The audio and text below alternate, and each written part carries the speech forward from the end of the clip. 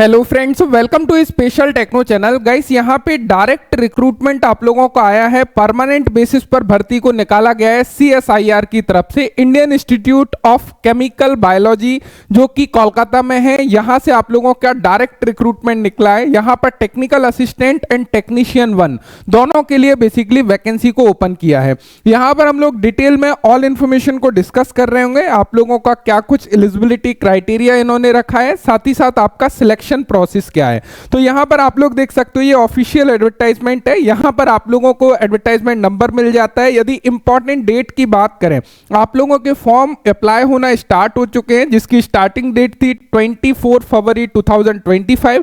यदि इसकी last date की बात करें 31 मार्च तक आप इसके फॉर्म को बेसिकली अप्लाई कर पाओगे। बाकी की जो भी इंफॉर्मेशन है वो इनकी ऑफिशियल वेबसाइट पर बहुत ही जल्दी अपडेट कर दी जाएगी। जैसे कि tentative date of written examination क्या होने वाला है वो वेबसाइट पर आपको अपडेट मिल जाएगा। आपका एडमिट कार्ड, कॉल लेटर कब आ रहा है वो आपको वेबसाइट पर अपडेट मिलता रहेगा।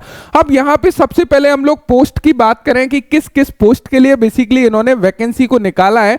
तो यहां पर एसेंशियल क्वालिफिकेशन, एक्सपीरियंस एवं जॉब स्पेसिफिकेशन के बारे में कंप्लीटली इंफॉर्मेशन दी है। तो सबसे पहले यदि हम लोग बात करें टेक्निकल असिस्टेंट की, यहां पर आप लोग देख पाओगे इन्होंने नीचे पोस्ट कोड बेसिकली दिया हुआ है। This is the very very most important. यहां पे आप लोग अपने फॉर्म को जब अप्लाई करोगे तो पोस्ट कोड के अकॉर्डिंग आपको अप्लाई करना है। जैसे कि यहां पर देखोगे 6002-501, तो 501 वाला जो लास्ट में मैं यहां पे बोल रहा हूं, ये पोस्ट कोड के लिए क्या एजुकेशनल क्वालिफिकेशन है, कितनी नंबर ऑफ पोस्ट है वो आपको देख लेना है। जैसे कि यहां पे यदि टेक्निकल असिस्टेंट की हम बात करें, इसमें अलग अलग पोस्ट कोड आपको मिल जाएंगे। जैसे कि 501 है, 502 है, ये सभी टेक्निकल असिस्टेंट के अंतर्गत आ जाते हैं। जैसे 501 की यदि हम बात करें, टोटल 4 पोस्ट इन्होंने ओपन किए। मैक्सिमम एज लिमिट 28 ईयर रखा है। यदि आप लोग कैटेगरी से बिलोंग करते हो तो आपको यहां पे रिलैक्सेशन मिल जाएगा।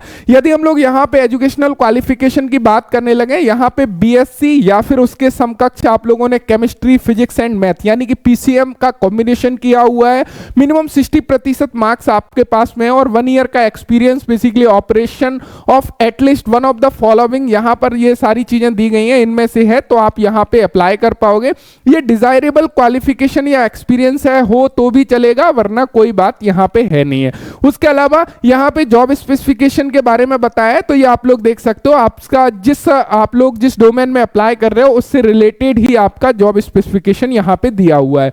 तो ये टेक्निकल असिस्टेंट जितने भी BSc वाले हैं, वो पर्टिकुलर फील्ड में BSc सब्जेक्ट इन्होंने मांगा हुआ है, वो यहां पे देख सकते हैं। ये टेक्निकल असिस्टेंट में बेसिकली आपको अपनी एजुकेशनल क्वालिफिकेशन देख के आप अप्लाई कर सकते हो। सभी की पोस्ट देखोगे, किसी में 1 पोस्ट है, 2 पोस्ट है, यानी कि काफी कम पोस्ट है, लेकिन आपकी ये परमानेंट बेसिस पर वैकेंसी को निकाला हुआ है। यदि हम लोग टेक्नीशियन 1 में बात करें तो वहां पर ITI स्टूडेंट्स को बेसिकली एलिजिबल किया है। सबसे पहले जो ITI स्टूडेंट्स की पोस्ट है टेक्नीशियन 1 की, यहां पे जो पोस्ट कोड है 509 है। अब उससे पहले मैं क्लियर करना चाहूंगा, जो टेक्निकल असिस्टेंट है एवं टेक्नीशियन बने, कुछ पोस्ट की एजुकेशनल क्वालिफिकेशन में इन्होंने चेंजेस भी किए हैं, तो उसका भी उन्होंने अपनी ऑफिशियल वेबसाइट पर अपडेट किया है। वो कौन कौन से पोस्ट कोड हैं अभी मैं आपको क्लियर कर दूंगा। हालांकि बहुत ही माइनर चेंजेस हैं, ऐसा विशेष चेंजेस उन्होंने नहीं किया है। अब गाइस, यहां पे यदि हम लोग टेक्नीशियन 1 की बात करने लगे तो सबसे पहला पोस्ट कोड आपको मिल जाता है 509। यहां पे 1 पोस्ट को ओपन किया है। मैक्सिमम एज लिमिट 28 ईयर है। यहां पर लेवल 2 का पे स्केल आपका रहेगा, जहां पे आप लोग देख सकते हो 19,900 स्टार्टिंग बेसिक रहेगा, जो कि 63,200 तक बेसिक आप लोगों का per year 3% increment as per government rule के हिसाब से मिलने वाला है। यहां पर एजुकेशनल क्वालिफिकेशन में 10वीं कक्षा पास होना चाहिए, मिनिमम 55% मार्क्स होना चाहिए और साइंस सब्जेक्ट 10th में होना चाहिए। उसके अलावा ITI आपकी रेफ्रिजरेशन एयर कंडीशनर ट्रेड से है, आप अप्लाई कर सकते हो, या फिर डायरेक्टली 10th क्लास कंप्लीट है 55% मार्क्स के साथ में साइंस सब्जेक्ट होना चाहिए, और डायरेक्टली 2 ईयर का अप्रेंटिसशिप सर्टिफिकेट भी किया है तब भी आप एलिजिबल हो। यानी कि फ्रेशर कैंडिडेट भी अप्लाई कर सकते हैं और जिन्होंने डायरेक्ट अप्रेंटिस किया हुआ है वो कैंडिडेट भी अप्लाई कर सकते हैं। उसके बाद में 510 पोस्ट में भी एक पोस्ट को ओनली निकाला हुआ है। सेम आप लोगों का ग्रुप C लेवल का पोस्ट है। यहां पर जो मांगा है इलेक्ट्रॉनिक्स मैकेनिक ट्रेड वाले अप्लाई कर पाएंगे।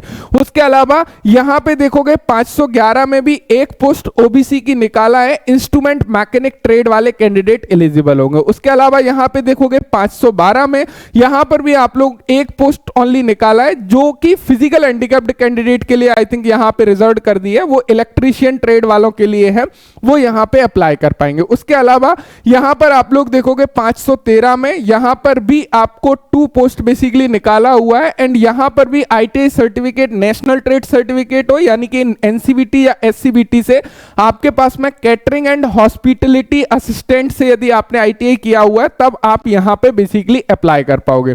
अब देखो कुछ चेंजेस भी हैं, कुछ जगह पे एजुकेशनल क्वालिफिकेशन में बेसिकली इन्होंने चेंजेस किए हैं, तो उसको भी यदि हम लोग देखने लगे तो यहां पे वो चेंजेस मिल जाते हैं। यहां पे एक पर्टिकुलर इनकी वेबसाइट पर इन्होंने जो है नोटिस डाला हुआ है। इस नोटिस के अंतर्गत जैसे 502 पोस्ट, 504, 512 और 513, ये 4 पोस्ट के लिए कुछ एजुकेशनल क्वालिफिकेशन को रिवाइज किया हुआ है। बहुत ही थोड़ा बहुत चेंजेस है, कुछ एक्सपीरियंस में चेंजेस किया हुआ है, तो वो आप लोग देख सकते हो। इसका लिंक मैं आपको डिस्क्रिप्शन में बेसिकली दे दूंगा। उसके अलावा यदि हम लोग सिलेक्शन प्रोसेस की बेसिकली बात करने लगे तो हम लोगों को पता है सीएसआईआर का जो सिलेक्शन प्रोसेस है बेसिकली सबसे फर्स्ट ऑफ ऑल वो ट्रेड टेस्ट के लिए कॉल करते हैं। उसके बाद में जो भी कैंडिडेट क्वालिफाई होता है उसका आपका रिटन एग्जामिनेशन होता है। रिटन एग्जामिनेशन में यदि टेक्निकल असिस्टेंट की बात करें तो यहां पे जो question Hindi English both language में रहेंगे, आपकी क्वालिफिकेशन के अकॉर्डिंग लेवल रहेगा, डिप्लोमा ग्रेजुएशन लेवल के रहेंगे टेक्निकल असिस्टेंट में, और यहां पे टोटल 200 क्वेश्चन होंगे, 3 घंटे का समय होगा। इसको पार्ट बाय पार्ट में डिवाइड होगा। पार्ट फर्स्ट में 50 क्वेश्चन होंगे मेंटल एबिलिटी टेस्ट के। मेंटल एबिलिटी टेस्ट के अंतर्गत जनरल इंटेलिजेंस के क्वेश्चन होंगे, क्वांटिटेटिव एप्टीट्यूड के होंगे, रीजनिंग के होंगे, प्रॉब्लम सॉल्विंग होंगे, सिचुएशनल जजमेंट होंगे। ये सबसे 50 क्वेश्चन पूछ रहे होंगे, 100 मार्क्स के यहां पर होंगे, एंड कोई भी नेगेटिव मार्किंग नहीं होगी। उसके अलावा जो सेकंड पार्ट रहेगा 30 मिनट इसमें मिल रहे होंगे। जनरल अवेयरनेस के 30 प्रश्न, 25 प्रश्न होंगे, इंग्लिश लैंग्वेज के 25 प्रश्न होंगे। यहां पर भी 1 negative mark for every wrong answer, यानी कि 1/3 की नेगेटिव मार्किंग है। एक क्वेश्चन करेक्ट करते हो तो 3 मार्क्स मिलेंगे, एक गलत करते हो तो 1 मार्क्स आपका डिडक्ट किया जाएगा। पेपर 3 जो होगा उसमें 90 मिनट का समय मिल रहा होगा, और ये आपके सब्जेक्ट से रिलेटेड होंगे। 100 क्वेश्चन आपसे पूछे जा रहे होंगे। यहां पे भी 1/3 का नेगेटिव मार्किंग है। टोटल 300 मार्क्स का आपका ये पेपर होगा। उसके अलावा टेक्नीशियन 1 की यदि हम लोग देखने लगे, यहां पर टोटल 150 प्रश्न होंगे, 10th प्लस आईटीआई लेवल के क्वेश्चन पूछे जा रहे होंगे। एंड यहां पर देखोगे पेपर फर्स्ट होगा, 1 घंटा उसमें मिलेगा, 50 क्वेश्चन मेंटल एबिलिटी टेस्ट से रहने वाले हैं। यहां पर एक क्वेश्चन के 2 मार्क्स आपको मिलने वाले हैं। एंड यहां पे भी मेंटल एबिलिटी में आप देखोगे वही जनरल इंटेलिजेंस के, क्वांटिटेटिव एप्टीट्यूड के, reasoning, problem solving, situational judgement, ये सबसे मिला के क्वेश्चन होंगे। उसके अलावा पेपर सेकंड 30 मिनट का होगा, जनरल अवेयरनेस, इंग्लिश लैंग्वेज, और पेपर थर्ड में आपका जो है सब्जेक्ट से रिलेटेड होंगे, जो भी ट्रेड में आप अप्लाई कर रहे हो उससे रिलेटेड क्वेश्चन होंगे।